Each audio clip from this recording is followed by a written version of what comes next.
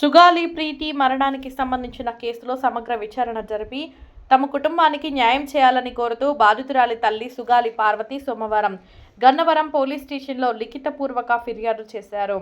ఈ సందర్భంగా ఆమె మీడియాతో మాట్లాడుతూ తన కుమార్తె మరణానికి సంబంధించిన వాస్తవాలను పూర్తిగా వెలికితీసి బాధ్యులపై చట్టపరమైన చర్యలు తీసుకోవాలని కోరారు. ఎన్నికల ముందు సుగాలి ప్రీతి కేసులో న్యాయం చేస్తానని హామీ ఇచ్చిన ఉప ముఖ్యమంత్రి పవన్ కళ్యాణ్ అధికారంలోకి వచ్చిన తర్వాత కేసులో ఆధారాలు లేవని చెప్పడం ద్వారా తమను మోసం చేశారని ఆరోపించారు. తమ కుటుంబానికి న్యాయం చేస్తానని ఇచ్చిన హామీని నిలబెట్టుకోవడంలో పవన్ కళ్యాణ్ విఫలమయ్యారని విమర్శించారు. ఇప్పటికైనా బాధిత కుటుంబానికి అండగా నిలిచి కేసును నిష్పక్షపాతంగా విచారించేలా చర్యలు తీసుకోవాలని విజ్ఞప్తి చేశారు. ఈ కేసులో బాధ్యులైన వారిని గుర్తించి చట్ట ప్రకారం కఠిన చర్యలు తీసుకోవాలని కోరుతూ గన్నవరం పోలీస్ స్టేషన్లో ఫిర్యాదు అందజేసినట్లు తెలిపారు. తాను ఇచ్చిన ఫిర్యాదుపై పోలీసులు ఎఫ్ఐఆర్ నమోదు చేస్తారా లేదా అనే అనుమానం కూడా వ్యక్తం చేశారు. కొన్ని సంవత్సరాలుగా న్యాయం కోసం తమ కుటుంబం పోరాటం కొనసాగిస్తుందని, ఆ పోరాటంలో భాగంగానే ఈ ఫిర్యాదు చేసినట్లు సుగాలి పార్వతి వెల్లడించారు. ఈరోజు గన్నవరం పోలీస్ స్టేషన్లో నేను కంప్లైంట్ ఇవ్వడానికి వచ్చాను సార్. ఏమి కంప్లైంట్ అంటే ప్రజలకు డిప్యూటీ సీఎం పవన్ కళ్యాణ్ గారికి అందరికీ తెలిసిన విషయమే. నా కూతురు సుగాలి ప్రీతి కేసులో ఇంతవరకు కూడా న్యాయం జరగలేదు. గత 9 సంవత్సరాలుగా నేను పోరాటం చేస్తూనే ఉన్నాను. నా కూతురు విషయం రేప్ అండ్ మర్డర్ కేసులో ఇప్పటివరకు కూడా నిందితులకు శిక్ష పడలేదు. దానికోసమే నేను ఈ పోరాటం చేస్తూ ఉన్నాను. ఆ పోరాటంలో భాగంగానే డిప్యూటీ సీఎం పవన్ కళ్యాణ్ గారు 2019 నుంచి 2024 కూడా సపోర్ట్ చేస్తూ వచ్చారు. సుగాలి ప్రీతి కేసుకి న్యాయం చేస్తాం, సుగాలి ప్రీతి కేసు కోసమే నేను పార్టీ పెట్టాను అని చెప్పుకుంటూ వచ్చారు. నేను నిన్న గన్నవరంలో సుగాలి ప్రీతికి కేసుకి న్యాయం జరగాలని ప్రశ్న యూట్యూబ్ ఛానల్ రావణ్ గారిని కలవడానికి వచ్చాను నిన్న గన్నవరానికి. ఆ గన్నవరానికి వస్తూ నేను కొన్ని వీడియోస్ చూడడం జరిగింది. ఆ వీడియోస్లో డిప్యూటీ సీఎం పవన్ కళ్యాణ్ గారు గెలవక ముందు చెప్పిన కొన్ని వీడియోస్, గెలిచిన తర్వాత చెప్పిన కొన్ని వీడియోస్ నన్ను చాలా బాధ కలిగించే విధంగా ఉన్నాయి. ప్రజలు కూడా చాలామంది వ్యూస్ చూశారు, లక్షల మంది చూశారు. అందుకని నేను ఈరోజు కంప్లైంట్ ఇవ్వడానికి వచ్చాను.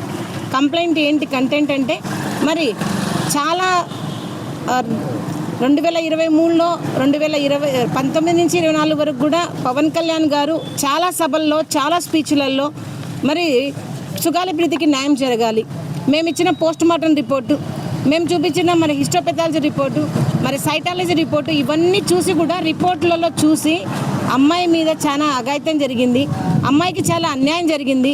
సుగాలి ప్రీతికి ఇంత ఘోరమైన పరిస్థితి జరిగితే న్యాయం చేయలేని సీఎం ఉంటే ఎంత, ఉండకుంటే ఎంత అని కూడా చాలా సందర్భాల్లో సభల్లో చెప్పారు, వీడియోలో చెప్పారు. గెలిచిన తర్వాత 2024 పవన్ కళ్యాణ్ గారు డిప్యూటీ సీఎం గారు అయ్యారు.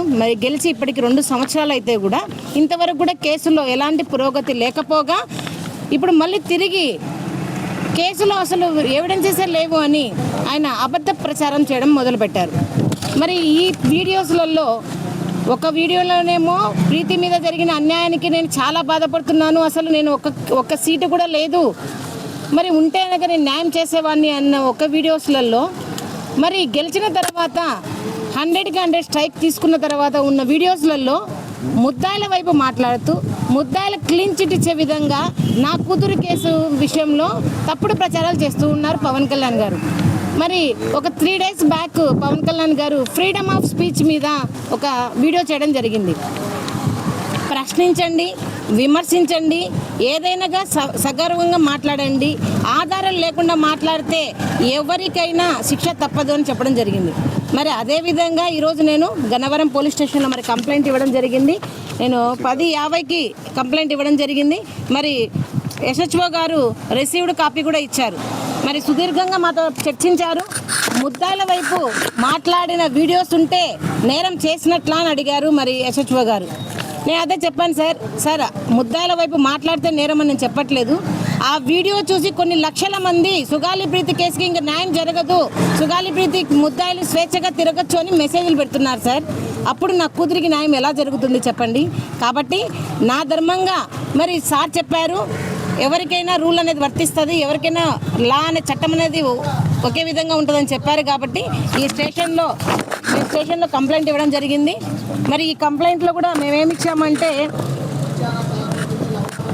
మా పాపను చాలాసార్లు చదవాలి, పవన్ కళ్యాణ్ గారు మాకు మొదటి సంతకం చేస్తానని మోసం చేసిన దాని మీద, తర్వాత నమ్మక ద్రోహం మీద, బహిరంగ విమర్శ మీద, నా కూతురు మరణంపై అసత్య ఆరోపణలు, నిందితులు కుమ్మక్కైనట్ల మాటలు, వీటి మీద నేను కంప్లైంట్ ఇవ్వడం జరిగింది.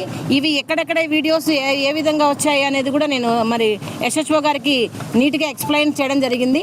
మరి ఎస్హెచ్ఓ గారిని నేను ఒకటే కోరుకుంటున్నాను, సార్ చట్టం ముందర అందరూ సమానమే అన్నారు కాబట్టి మరి ఏదైతే అనక మరి నిన్న రావణ్ గారి మీద ఇలానే సోషల్ మీడియాలో ఏదో పోస్ట్ పెట్టారనేసి మరి చాలామంది దానికి పోస్టుకు రెస్పాండ్ అయ్యి అని చెప్పారు కాబట్టి అదేవిధంగా నా కూతురు కేసు విషయంలో కూడా మరి పవన్ కళ్యాణ్ గారు చెప్పిన ఈ అసత్య ఆరోపణ మీద చాలా లక్షల మంది సార్ నా కూతురికి నేను చేస్తున్న పోరాటం నిర్వీర్యంగా అయ్యేటట్టుగా మరి మాకు మెసేజ్లు వస్తున్నాయి. కాబట్టి ఈ కేసులో మాకు న్యాయం చేయండి, ఈ కేసును కట్టి మాకు చట్టం అందరికీ సమానమే అని చేయండి అని మేము ఎస్హెచ్ఓ గారికి కోరుకున్నాను. మరి ఒకటే ప్రభుత్వం కూడా ఒకటే చెప్తా ఉన్నాం, మరి ఎస్హెచ్ఓ గారు స్పందించి రిసీవ్డ్ కాపీ కూడా ఇచ్చారు. మరి ఎఫ్ఐఆర్ కడతారో లేదో మరి నాకైతే తెలియదు. నేను డిప్యూటీ సీఎం పవన్ కళ్యాణ్ గారి మీద కంప్లైంట్ ఇచ్చాను సార్. మరి మాకు ఆయన వీడియోస్లోనే మాకు అన్యాయం జరుగుతుంది. ఒక వీడియోలోనేమో న్యాయం చేస్తా అన్న మాటలు, ఇంకొక వీడియోలోనేమో అసలు కేసుకి ఎలాంటి న్యాయం చేయలేనని చేతులు ఎత్తేసిన వీడియోస్. ఈ రెండింటికి నాకు నా కేసుకు నష్టం అవుతుంది కాబట్టి నేను డిప్యూటీ సీఎం పవన్ కళ్యాణ్ గారి మీద ఈరోజు కేసు పెట్టడం జరిగింది. మరి సార్ నేను కోరుకునేది 10 సంవత్సరాల నుంచి కూడా ఒకటే సార్, ముద్దాయిలకు శిక్ష పడాలి. నా కట్టమంచి రామలింగారెడ్డి రెసిడెన్షియల్ స్కూల్లో నా కూతుర్ని చంపిన వాళ్ళకి శిక్ష పడాలి. ఇప్పుడు ఈ రోజు వచ్చేసి ఈ కంప్లైంట్ ఇవ్వడానికి కారణం ఇంకొక విషయం కూడా, ఆధారాలు లేకుండా ఏం మాట్లాడద్దు అని పవన్ కళ్యాణ్ గారు డిప్యూటీ సీఎం పవన్ కళ్యాణ్ గారు చెప్పడం జరిగింది. మరి ఏ ఆధారాలు ఉన్నాయని ఒక వీడియోలోనేమో పోస్ట్ మార్టం రిపోర్టు అవన్నీ చూసి మీరు ఈ అమ్మాయి మీద అఘాయిత్యం జరిగింది అని చెప్పడం జరిగింది విత్ ఎవిడెన్స్తో సహా. మళ్ళీ గెలిచిన తర్వాత మీరు చెప్తున్న వీడియోస్లలో ఏ ఆధారాలు పెట్టుకొని నా కూతురు సుగాలి ప్రీతి మీద అసత్య ఆరోపణలు చేస్తున్నారు చెప్పాలి పవన్ కళ్యాణ్ గారు. ఎవరు మీకు ఆర్డర్ ఇచ్చారు, లేకపోతే ఎవరు మీకు ఇన్వెస్టిగేషన్ చేసి మీకు రిపోర్ట్ ఇచ్చారో పవన్ కళ్యాణ్ గారు చెప్పాలి. అవి ఏవి చేయకుండా చెప్పకుండా ఈ 2 సంవత్సరాల్లో సార్, ఈ 2 సంవత్సరాల్లో పవన్ కళ్యాణ్ గారు గెలిచిన తర్వాత, కూటమి ప్రభుత్వం గెలిచిన తర్వాత సుగాలి ప్రీతి కేసులో ఒక్క అడుగు కూడా ముందుకు వెళ్ళలేదు, ఒక్క ఇన్వెస్టిగేషన్ కూడా జరగలేదు. ఇంత బర్నింగ్ కేసులు ఉంటే కూడా ప్రభుత్వం అంతా అబద్ధపు కేసుల మీద పరిగెడుతున్నారు కానీ నా కూతుర్ని చంపేసిన వాళ్ళ మీద పరిగెడుతుంటే నాకు న్యాయం జరిగేది. అందుకే ఈరోజు నాకు న్యాయం చేయండి అని సభూకంగా ప్రభుత్వాన్ని కోరుకుంటున్నాను, ఎస్హెచ్ఓ గారిని కూడా కోరుకుంటున్నాను. అసలు గన్నవరంలో పెట్టడానికి గల కారణం ఏంటంటే, నేను గన్నవరం వచ్చినప్పుడు పోలీస్ స్టేషన్ దగ్గర పక్కన కోర్టు దగ్గర ఉన్నప్పుడు ఈ వీడియోస్ చూడడం జరిగింది. ఆ వీడియోస్ చూసి చాలామంది కూడా నాకు మెసేజ్ చేయడం జరిగింది, అమ్మ మీకు ఇలా చెప్తున్నారు కదా మరి పవన్ కళ్యాణ్ గారు, ఒకప్పుడు న్యాయం చేస్తా అన్నారు, ఇప్పుడు న్యాయం చేయడానికి ఏమీ లేదంటున్నారని చెప్పడం వల్ల నా కూతురు కేసు ఏమైపోతుందో అని మరి గన్నవరం పోలీస్ స్టేషన్ దగ్గర చూశాను కాబట్టి గన్నవరం ఎస్హెచ్ఓ గారికి నేను కంప్లైంట్ ఇవ్వడం జరిగింది. సార్ వస్తాయి సార్, అవన్నీ ఏ కాల్స్ వచ్చినా ఏదొచ్చినా అలా భయపడేదాన్ని అంటే కనుక ఇంతవరకు ఇంత పోరాటం చేయాల్సిన అవసరం లేదు. ఇంకొకటి సార్ చెప్తున్నాను, పవన్ కళ్యాణ్ గారు 1-2 రోజుల్లో మళ్ళీ ఒక స్పీచ్ ఇస్తారు, నేను ఎదుర్కోలేను, ఈ కేసును మీరే ఎదుర్కోండి, ఆ తల్లి మీద ఏమైనా చేయండి అని ఆయననే పిలిపిస్తారు సార్. ప్రతిసారి నేను ప్రశ్నించిన ప్రతిసారి కూడా ఇది అలాగే జరుగుతూ ఉంది. ఆయన ఒక ప్రెస్ మీట్ పెడతారు, వాళ్ళందరూ ఉసుగొలుపుతారు, అలాగే చేస్తారు సార్ ఇప్పుడు కూడా. అయితే ఎవరైతే నన్ను విమర్శించాలనుకుంటున్నారో, ఎవరైతే కనుక నా మీద దాడులు చేయాలనుకుంటున్నారో వాళ్ళకి ఒక విజ్ఞప్తి సార్, ఫస్ట్ సుగాలి ప్రీతి కేసుకి న్యాయం చేస్తే ఈ పార్వతి రోడ్ల మీద ఎక్కదు, ఈ పార్వతి మిమ్మల్ని ఏం అడగదు. ఫస్ట్ న్యాయం చేయండి, న్యాయం చేసిన తర్వాత మేము అసలు మీ రోడ్ల మీద కాదు కదా మీకు కనిపించాం, నా కూతురికి న్యాయం జరగడమే కదా సార్ నాకు కావాల్సింది. న్యాయం చేయండి, న్యాయం చేసిన తర్వాత ఏదైనా మాట్లాడండి.